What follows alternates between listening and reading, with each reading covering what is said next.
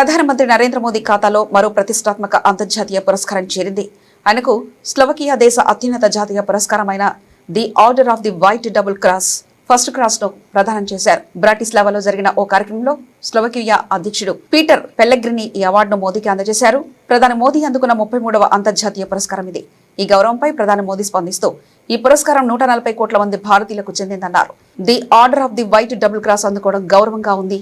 ఈ గౌరవానికి స్లోవకియా ప్రజలకు, ప్రభుత్వానికి నా కృతజ్ఞతలు. భారత్, స్లోవకియా మధ్య శాశ్వత స్నేహానికి ఈ అవార్డును అంకితం చేస్తున్నామని అన్నారు. The order of the white double cross అనేది విదేశీ పౌరులకు మాత్రమే స్లోవకియా ప్రభుత్వం అందించే అత్యున్నత పౌర సైనిక పురస్కారం. యూరప్ పర్యటనలో భాగంగా మోదీ స్లోవకియాలో పర్యటిస్తున్నారు. ఒక భారత ప్రధాని ఈ దేశాన్ని సందర్శించడం ఇదే మొదటిసారి. ఈ పర్యటనలో భాగంగా ఇరు దేశాల మధ్య వలసలు, డిజిటల్ టెక్నాలజీ, రక్షణ వంటి రంగాల్లో సహకారాన్ని విస్తరించేందుకు 11 ఒప్పందాలపై సంతకాలు జరిగాయి.